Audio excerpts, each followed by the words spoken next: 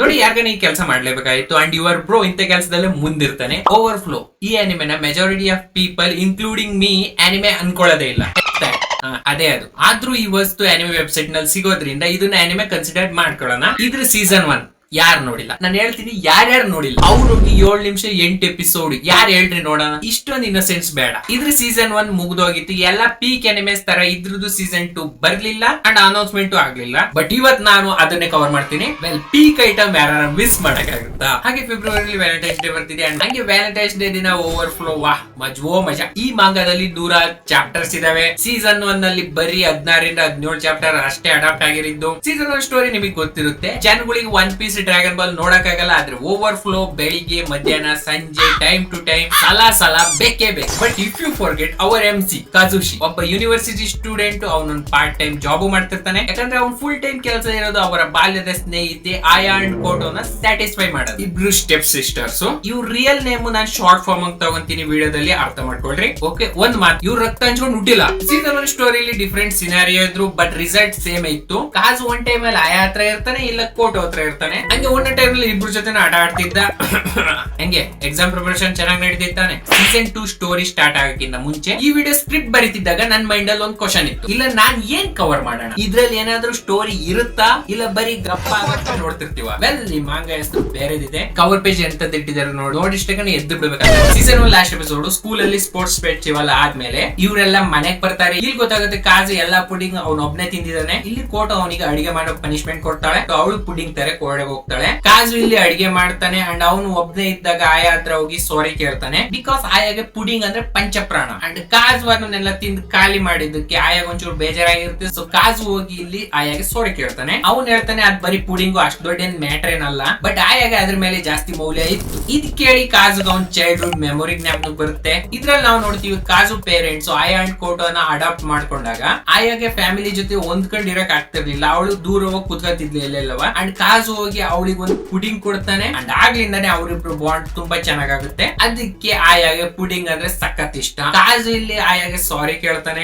ಸಾರಿ ಕೇಳ್ತಾ ನಿಮಗ್ ಗೊತ್ತು ಏನಾಯ್ತು ಅಂತೇಳಿ ಮುಂದೆ ಅಲ್ಲಿ ಕೋಟು ಒಬ್ಳೆ ಆಚೆ ಪುಡಿಂಗ್ ತರಕ್ ಹೋಗಿದ್ದಾಳೆ. ಇಲ್ಲಿ ಇವರಿಬ್ರು ಒಬ್ರೊಬ್ರದ್ದು ಪುಡಿಂಗ್ ತಿಂತಿದ್ದಾರೆ. ಏನ್ ಮಾತು. ಆಗ್ಲೇ ಕೋಟು ರಾತ್ರಿ ಚಳಿಲಿ ಒಬ್ಳೆ ಆಚೆಗೆ ಹೋಗಿದ್ರಿಂದ ಅವಳಿಗೆ ನೆಕ್ಸ್ಟ್ ದಿನ ಕೋಲ್ಡ್ ಆಗೋಗುತ್ತೆ. ಆಗ್ಲೇ ಆಯಾ ಇಲ್ಲಿ ಫುಲ್ ಬ್ಲೇಮ್ ಕಾಜು ಮೇಲೆ ಹಾಕ್ತಾಳೆ. ನೀನ್ ಫುಲ್ ಪುಡಿಂಗ್ ತಿಂದಿದ್ರಿಂದಾನೆ ಕೋಟೋಗಿ ಈ ತರ ಆಗಿರೋದು. ಆಗ್ಲೇ ಇವರಿಬ್ರು ಮಧ್ಯೆ ಜಗಳ ಆಗ್ತಿರುತ್ತೆ. ಆಗ್ಲೇ ಕೋಟೋ ಹೇಳ್ತಾಳೆ ಶಟಪ್ ಅಂತ ಹೇಳಿ ಇವರಿಬ್ರು ಸುಮ್ಮನೆ ಮಾಡ್ತಾಳೆ. ಆಯಾ ಇಲ್ಲಿ ಸ್ಕೂಲಿಗೆ ಹೋಗ್ತಾಳೆ. ಕಾಜು ಮನೇಲೆ ಇದ್ದು ಕೋಟೋಗೆ ಕೇರ್ ಮಾಡ್ತಾನೆ. ಅವಳಿಗೆ ಮೆಡಿಸಿನ್, ಊಟ, juice and lot of things. ಇಲ್ಲೇನು ನಡೆಯಲ್ಲ, ಯೋಚನೆ ಮಾಡಕ್ ಹೋಗ್ಬೇಡಿ. ಆಗ್ಲೇ ಕೋಟೋ ಸ್ನಾನ ಮಾಡಕ್ ಹೋದಾಗ ಕಾಜುನ್ ಕರೀತಾಳೆ ಬೆನ್ನು ಉಚ್ಚಕ್ಕೆ. ಆಗ್ಲೇ ಇಲ್ಲಿ ಇವ್ರು ಶುರು ಆಗಿ ಹೋಗ್ತಾರೆ. ಅದು ಬಾತ್ರೂಮ್ ಅಲ್ಲಿ ಹುಷಾರಿಲ್ದಿದ್ರು.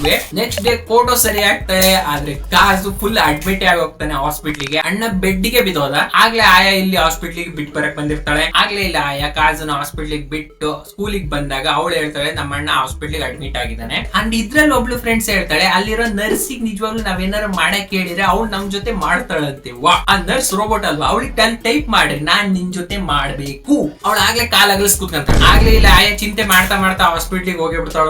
ಅವಳು ಇಲ್ಲಿ ಬಂದು ಕನ್ಫರ್ಮ್ ಮಾಡ್ಕೊಂತಾಳೆ. ಆಗ್ಲೇ ಅವಳಿಗೆ ಒಂಚೂರು ಸಮಾಧಾನ ಆಗುತ್ತೆ. ನನ್ ಫ್ರೆಂಡ್ ತಮಾಷೆ ಮಾಡ್ತಿದ್ಲು. ಆಗ್ಲೇ ಅವಳ ಹಾರ್ಮೋನ್ ಆಕ್ಟಿವೇಟ್ ಆಗ್ಬಿಟ್ಟು ಅವಳೆ ಕಾಜುಗೆ ಕೈ ಕೆಲಸ ಮಾಡ್ತಾಳೆ. ಕಾಜು ಇಲ್ಲಿ ಮಲಗಿದಾನೆ, ಆದ್ರೆ ಅವ್ನ ತಮ್ಮನ್ ಡೆಡಿಕೇಶನ್ ನೋಡ್ರಿ, ಅವ್ನು ಚೆನ್ನಾಗಿ ಕೆಲಸ ಮಾಡ್ತಾನೆ. ಇದಾಗ ಸಾಕ ಟೈಮ್ ಆದ್ಮೇಲೆ ನಾವು ನೋಡ್ತೀವಿ ಕಾಜು ಕೋಟೋ ಮನೇಲೆ ಅವು ಎಣ್ಣೆ ಆಟ ಆಡ್ತಿದ್ರು. ಕೋಟೋ ಅಂತ ಹೇಳಿ ನೀನ್ ಹಾಸ್ಪಿಟ್ಲ್ ಇಂದ ಬಂದ ಮೇಲೆ ಸಖತ್ ಟೈಮ್ ಆಗಿದೆ, ನಮಗೋಸ್ಕರ ಇಷ್ಟೊಂದೆಲ್ಲ ಕಷ್ಟಪಡ್ತೀಯ, ಇಷ್ಟೊಂದೆಲ್ಲ ಕೆಲಸ ಮಾಡ್ತೀಯ, ಇದ್ ತಗೊಳ್ಳಿ ನನ್ ಕಡೆಯಿಂದ treat. I want the treat, ನನ್ಗೂ ಬೇಕಾ ಟ್ರೀಟ್, ನನ್ಗೂ ಕೊಡಿ ಆ ಟ್ರೀಟ್. ಈ ಟೈಮ್ ಅಲ್ಲಿ ಸ್ಟೋರಿ ಒಂದು ಹೊಸ ಕ್ಯಾರೆಕ್ಟರ್ ಇಂಟ್ರೊಡ್ಯೂಸ್ ಆಗ್ತಾರೆ. ಯಾರು ನಮ್ಮ ಹುಡುಗಿ ನೇಬರು, ಒಬ್ಳು ಮಾಂಗ ಆರ್ಟಿಸ್ಟ್. ಅವಳ ಪ್ರಾಬ್ಲಮ್ ಏನಂದ್ರೆ ಪಕ್ಕದಲ್ಲಿರೋ ನೇಬರು ದಿನಾಲು ಡಿಸ್ಟರ್ಬ್ ಮಾಡ್ತಿದ್ದಾರೆ. ಯಾಕಂದ್ರೆ ಬೆಳಿಗ್ಗೆ ಆಗ್ಲಿ ಸಂಜೆ ಆಗ್ಲಿ ಬರೇ ರೂಮ್ ಇಂದ ಬರ್ತಿರುತ್ತೆ. ಅದರಿಂದ ಅವಳ ಪಾಪ ಅವಳ ಮಾಂಗ ಕಂಪ್ಲೀಟ್ ಮಾಡಕ್ ಆಗ್ತಿಲ್ಲ. ಅಂಡ್ ಈ ಪ್ರೆಸೆಂಟ್ ಟೈಮ್ ಅಲ್ಲಿ ಕೋಟೆ ಏನ್ ಫುಲ್ ಮೂಡಿಗೆ ಬಂದ್ಬಿಟ್ಟು ಒನಿ ಚಾನ್ ಅಂತ ಹೇಳಿ ಕೂಗ್ತಾಳೆ. ಅಂಡ್ ಅದನ್ನ ನಮ್ಮ ಮಾಂಗ ಆರ್ಟಿಸ್ಟ್ ಕೇಳಿಸ್ಕೊಂತಾಳೆ. ಆಗ್ಲೇ ಅವಳು ಯೋಚನೆ ಮಾಡ್ತಾಳೆ ಇವರಿಬ್ರು ಅಣ್ಣ ತಂಗಿ ಎಲ್ಲ ತಾನೆ. ಆಮೇಲೆ ಅವಳಿಗೆ ಅವಳೆ ಅನ್ಕೊಂತಾಳೆ ಇವರಿಬ್ರು ಹಳೆ ಫ್ರೆಂಡ್ಸ್ ಇರ್ಬೇಕು. ಅವಳು ಸುಮ್ನಾದ್ಮೇಲೆ ನೆಕ್ಸ್ಟ್ ದಿನ ಅದೇ ಸೀನ್ ಆಗುತ್ತೆ. ಆದ್ರೆ ಅಲ್ಲಿ ಸೌಂಡ್ ಬರೋದು ಒನಿ ಚಾನ್ ಸೌಂಡ್ ಬರಲ್ಲ, ಅಲ್ಲಿ ನೀನಿ ಅಂತ ಹೇಳಿ ಸೌಂಡ್ ಬರುತ್ತೆ. ಯಾರು ಹೇಳ್ತಿರೋದು? ಆಯಾ ಹೇಳ್ತಿರೋದು. ಮಾಂಗದವಳಿಗೆ ಕೆಲಸ ಪೆಂಡಿಂಗ್ ಬಿದ್ದಿದೆ. ಬಟ್ ಇವತ್ತು ಅವಳು ಗೋಡೆ ಆಪೋಸಿಟ್ ಏನ್ ನಡೀತಿದೆ ಅಂತೇಳಿ ಇನ್ವೆಸ್ಟಿಗೇಷನ್ ಮಾಡಕ್ ಹೋಗ್ತಾಳೆ. ಅವಳು ಇವತ್ತು ಪೂರ ಇನ್ವೆಸ್ಟಿಗೇಷನ್ ಮಾಡಬೇಕು, ಪೂರ ಕಂಡಿಡಿಬೇಕು ಬಡ್ಡೆ ರೂಮ್ ಅಲ್ಲಿ ಅಂತದೇನ್ ನಡೀತಿದೆ ಅಂತ. ಅವಳಿಗೆ ಗೋಡೆ ಆಪೋಸಿಟ್ ಏನ್ ನಡೀತಿದೆ ಅಂತ ಕೇಳಿಸ್ಕೊತಾಳೆ. ಆದ್ರೆ ಕೇಳಿಸ್ಕೊಂತ ಅವಳ ಬಾಡಿ ಮೇಲೆ ಅವಳಿಗೆ ಕಂಟ್ರೋಲ್ ಇರಲ್ಲ. ಅವಳಿಗೆ ಸ್ಯಾಟಿಸ್ಫೈ ಮಾಡಕ್ ನಿಂತ್ಕೊಂತಾಳೆ. ಹೇಗೆ ಅಂತ ಗೊತ್ತಲ್ಲ ನಿಮ್ಗೆ. ಆಗದವಳಿಗೆ ಹೇಳ್ತಿದ್ಲು, ಈ ಸೌಂಡ್ ಬರಕ್ ಶುರು ಆದಾಗ್ಲಿಂದ ನನಗ್ ನನ್ ಮೇಲೆ ಕಂಟ್ರೋಲ್ ಇಲ್ಲ. ಅಂಡ್ ಅವಳು ಇಲ್ಲಿ ಡಿಸೈಡ್ ಮಾಡ್ತಾಳೆ, ನಮ್ ನೇಬರ್ ಏನ್ ಮಾಡ್ತಿದ್ದಾರೆ ಅಂತ ಹೇಳಿ ನಾನು ಪತ್ತೆ ಮಾಡಿ ಹಿಡಿತೀನಿ ಅಂತ ಹೇಳ್ಬಿಟ್ಟು ಅವಳು ಅವ್ರ ಮನೆಗೆ ಸಂಜೆ ಫ್ರೂಟ್ಸ್ ತಗೊಂಡು ಹೋಗ್ತಾಳೆ. ಯಾಕಂದ್ರೆ ಇದು ಒಂದು ಜಪಾನೀಸ್ ಟ್ರೆಡಿಷನ್. ಇದ್ರಿಂದ ಸಂಬಂಧಿಕರು ಬಾಂಡ್ ಬೆಳೆಯುತ್ತೆ. ನಾನೇನಾದ್ರೂ ನಿಜವಾಗ್ಲೂ ಜಪಾನಿಗೆ ಹೋದ್ರೆ ಎಲ್ಲರಿಗೂ ಕೂಲ್ ಡ್ರಿಂಕ್ಸ್ ಕೊಡಿಸ್ತೀನಿ, ಅದ್ರಲ್ಲಿ ಮತ್ ಬರೋ ಔಷಧಿ ಇರುತ್ತೆ.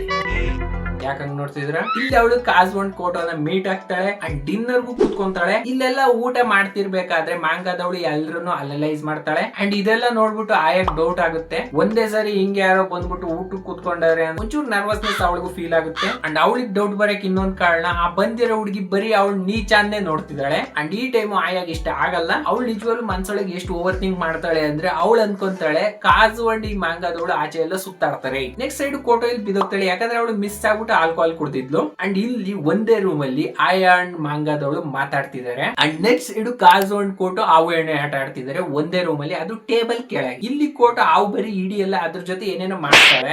ಗೊತ್ತಾಯ್ತಾ ಇದೆಲ್ಲ ಸೀನ್ ಮುಗಿದ್ಮೇಲೆ ನೆಕ್ಸ್ಟ್ ದಿನ ಮಾಂಗಾ ಆರ್ಟಿಸ್ಟ್ ಕಾಜುನ ಫಾಲೋ ಮಾಡ್ತಿದ್ಲು. ಅಂಡ್ ಇಲ್ಲಿ ನಮಗೆ ಗೊತ್ತಾಗುತ್ತೆ ಮಾಂಗಾದವಳು ಪ್ಲಸ್ ಕಾಜು ಒಂದೇ ಯೂನಿವರ್ಸಿಟಿಗೆ ಹೋಗೋದು. ಇಲ್ಲಿ ಕಾಜು ಹೋಗ್ತಾ ಇರ್ಬೇಕಾದ್ರೆ ಅವ್ನ್ ಫೋನ್ ಉದ್ರಿಸ್ತಾನೆ. ಮಾಂಗಾದವಳು ಹಿಂದಿಂದ ಬಂದು ಅವನಿಗೆ ಅವ್ನ್ ಫೋನ್ ಕೊಡ್ತಾಳೆ. ಅಂಡ್ ಈ ಪೂರಾ ಸೀನ್ ಆಯಾ ಮರೆಯಲ್ಲಿ ನೋಡ್ತಿದ್ಲು. ಅಂಡ್ ಅವಳಿಗೆ ಜಲಸಿ ಫೀಲ್ ಆಗುತ್ತೆ. ಅವಳು ಕಾಜು ಕರ್ಕೊಂಡು ರೋಡ್ ಬಡ್ಡೆಗೆ ಒಂದು ಗಲ್ಲಿಗೆ ಕರ್ಕೊಂಡು ಹೋಗ್ತಾಳೆ. ಅಲ್ಲಿ ಅವಳು ಹೇಳಿದ್ಲು, ನೀನ್ ನನ್ನವನು ಅಂತ ಹೇಳಿ ಪ್ರೂವ್ ಮಾಡು ಹಂಗಂತ ಹೇಳ್ಬಿಟ್ಟು ನಿಜವಾಗ್ಲೂ ಅಲ್ಲೇ ಸ್ಟಾರ್ಟ್ ಆಗಿ ಹೋಗ್ತಾರೆ. ಅಂಡ್ ಈ ಟೈಮ್ ಅವರು ರೋಡ್ ಬಡ್ಡೆಯಲ್ಲಿ ಒಂದು ಗಲ್ಲಿಲಿ ಬ್ರೋ ಇರೋದು. How is this possible? And ಇಲ್ಲಿ ಮಾಡ್ತಾ ಆಯ ಹೇಳ್ತಾಳೆ, ವಿ ಆರ್ ಸಿಬ್ಲಿಂಗ್ಸ್. ಆಗ್ಲಿ ಕಾಜುಗೆ ಡೌಟ್ ಬಂದ್ ಹೇಳ್ತಾನೆ, we are siblings, we are cousins. ಈ ಪಾಯಿಂಟ್ ಅಲ್ಲಿ ಈ ಮಾತು ಯಾಕೆ ಹೇಳ್ದೆ ಅಂದ್ರೆ, ಅಟ್ ದಿಸ್ ಪಾಯಿಂಟ್ ಆಯ ಅಂಡ್ ಕೋಟೋ ಮರ್ತೋಗಿದ್ದಾರೆ ಅವ್ರು ಅಡಾಪ್ಟೆಡ್ ಅಂತ ಹೇಳಿ. ಅಂಡ್ ಇನ್ನೊಂದ್ ಸೈಡ್ ಮಾಂಗಾದವಳಿಗೆ ತಲೆ ಕೆಟ್ಟ ಹೋಗ್ತಿದೆ ಇವ್ರ ರಿಲೇಶನ್ಶಿಪ್ ನೋಡಿ. ನೆಕ್ಸ್ಟ್ ಡೇ ಕೋಟೋಗೆ ಅವ್ರ ಅಪ್ಪ ಅಮ್ಮನಿಂದ ಕಾಲ್ ಬರುತ್ತೆ ಮನೆ ಕ್ಲೀನ್ ಮಾಡಕ್ಕೆ. ಯಾಕಂದ್ರೆ ಎಲ್ಲ ಕೆಲಸ ಬರೀ ಅಣ್ಣನ ಮೇಲೆ ಬಿಡಂಗಿಲ್ಲ. ಅಂಡ್ ಇಲ್ಲಿ ಕೋಟೋ ತೊಳೆಯೋದು ಬೆಳೆಯೋದು ಮಾಡ್ತಾ ಇರ್ಬೇಕಾದ್ರೆ ಅವಳಿಗೆ ಒಂದು ಹಳೆ ಆಲ್ಬಮ್ ಸಿಗುತ್ತೆ ಕಾಜುದು. ಅಂಡ್ ಅವಳು ಚಿಕ್ಕ ವಯಸ್ಸಿನ ಫೋಟೋ ಅದ್ರಲ್ಲಿ ಹುಡ್ಕಕ್ ಹೋಗ್ತಾಳೆ. ಆದ್ರೆ ಅವಳಿಗೆ ಅದ್ರಲ್ಲಿ ಏನು ಸಿಗಲ್ಲ. ಅವಳು ಡೌಟ್ ಬಂದ್ ಕಾಜು ಕೇಳ್ತಾಳೆ. ಕಾಜುಗ್ ಆಗ್ಲೇ ಅವ್ರ ಅಮ್ಮ ಹೇಳಿದ್ ಮಾತ್ ಜ್ಞಾಪನಕ್ಕೆ ಬರುತ್ತೆ. ಅವ್ರ ಅಮ್ಮ ಇಲ್ಲಿ ಹೇಳ್ತಿದ್ರು, ನಾನು ಅವರಿಬ್ರು ದೊಡ್ಡವರಾದಾಗ ಅವ್ರಿಗೆ ಹೇಳ್ತೀನಿ ನೀವು ಅಡಾಪ್ಟೆಡ್ ಅಂತ ಹೇಳಿ. ಇಲ್ಲಿ ಒಂದ್ ನಿಮಿಷ, ಇವ್ರಿನ್ನ ದೊಡ್ಡವರಾಗಿಲ್ವಾ? ಬಟ್ ಕಾಜು ಇಲ್ಲಿ ಒಂಥರ ಪ್ಲೇಟ್ ತಿರುಗಿಸ್ತಾನೆ. ಅದು ಮಮ್ಮಿಗ್ ಗೊತ್ತಿರ್ಬೇಕು, ಅವರೆಲ್ಲ ಇಟ್ಟಿರ್ತಾರೆ. ಆಗ್ಲೇ ಕೋಟೋ ಇಲ್ಲೊಂದು ಕೋಡ ಪ್ಯಾಕೆಟ್ ಎತ್ಕೊಂಡ್ಬರ್ತಾಳೆ. ಅದು ಅವಳಿಗೆ ಅವ್ರ ಅಪ್ಪ ಅಮ್ಮನ್ ರೂಮ್ ಅಲ್ಲಿ ಸಿಕ್ಕಿರುತ್ತೆ.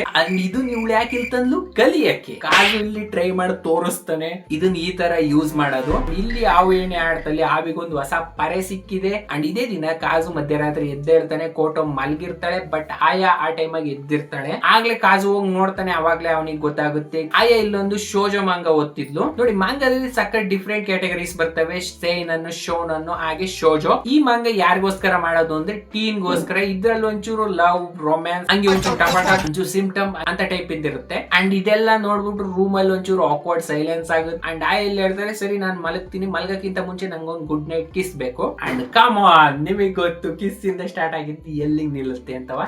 ನಾಟಿ ನೆಕ್ಸ್ಟ್ ಸೈಡ್ ಮಾಂಗಾದವಳು, ಅವಳ ಹೆಸರು ಟೋಜೋ. ಅವಳೊಂದು ಪಾರ್ಟ್ ಟೈಮ್ ಜಾಬಿಗೆ ಅಪ್ಲೈ ಮಾಡಿರ್ತಾಳೆ. ಅಂಡ್ ಅವಳು ಇಲ್ಲಿ ಕೆಲ್ಸಕ್ಕೆ ಹೋದಾಗ ಅವಳು ನೋಡ್ತಾಳೆ ಕಾಜುನ ಅದೇ ಪಾರ್ಟ್ ಟೈಮ್ ಜಾಬ್ ಮಾಡ್ತಿದ್ದವನು. And with this season 2 overflow end ನೋಡಿ. ಸೀಸನ್ 1 ಅಲ್ಲಿ ಇವರು 8 ಎಪಿಸೋಡ್ ಅಲ್ಲಿ 8 ಟಪ್ ಕವರ್ ಮಾಡಿದ್ರು. ಅಂಡ್ ಮಾಂಗಾ ಕವರ್ ಮಾಡ್ತಾ ಇರ್ಬೇಕಾದ್ರೆ ನಾನ್ ನೋಡ್ತಿದ್ದೀನಿ ಅವ್ರಿಗಿಂತ ಜಾಸ್ತಿನೇ ಕವರ್ ಮಾಡಿದೀನಿ. ಇಲ್ಲಿಗೆ ಸ್ಟೋರಿ ನಿಜವಾಗ್ಲೂ ಎಂಡ್ ಆಗಿಲ್ಲ. ಇನ್ನ ಇದ್ರದ್ದು 110 ಚಾಪ್ಟರ್ ಇದೆ. ನಾನ್ ಬರೀ 16ರಿಂದ 42 ಅಷ್ಟೇ ಕವರ್ ಮಾಡಿರೋದು. ಅಂಡ್ ಟೋಟಲ್ ಚಾಪ್ಟರ್ ಇದ್ರೆ ಮಾಂಗಾದಿರೋದು 111. ನೋಡೋಣ ರೆಸ್ಪಾನ್ಸ್ ಹೇಗ್ ಬರುತ್ತಾ ಆಗ ವಿಡಿಯೋ ಮಾಡ್ತೀನಿ. ಅಂಡ್ ಇದೊಂಚೂರು ಡಿಫ್ರೆಂಟ್ ಟೈಪ್ ಆಫ್ ವಿಡಿಯೋ, ಒಂಚೂರು ನ್ಯೂ ಆಗಿ ಟ್ರೈ ಮಾಡಿದೀನಿ. ಏನಾರವ ನೆಕ್ಸ್ಟ್ ಸೀಸನ್ 3 ಅಲ್ಲಿ ನೋಡೋಣ ಸ್ಟೋರಿ ಟರ್ನ್ ಆಗುತ್ತೆ. ರೆಸ್ಪಾನ್ಸ್ ಬಂತು ಅಂದ್ರೆ ವಿಡಿಯೋ ಮಾಡ್ತೀನಿ, ಇಲ್ಲ ಅಂದ್ರೆ ನಕ್ಕೋ ಅಷ್ಟೇ. I hope you enjoyed it. You will enjoyed it. So bye by.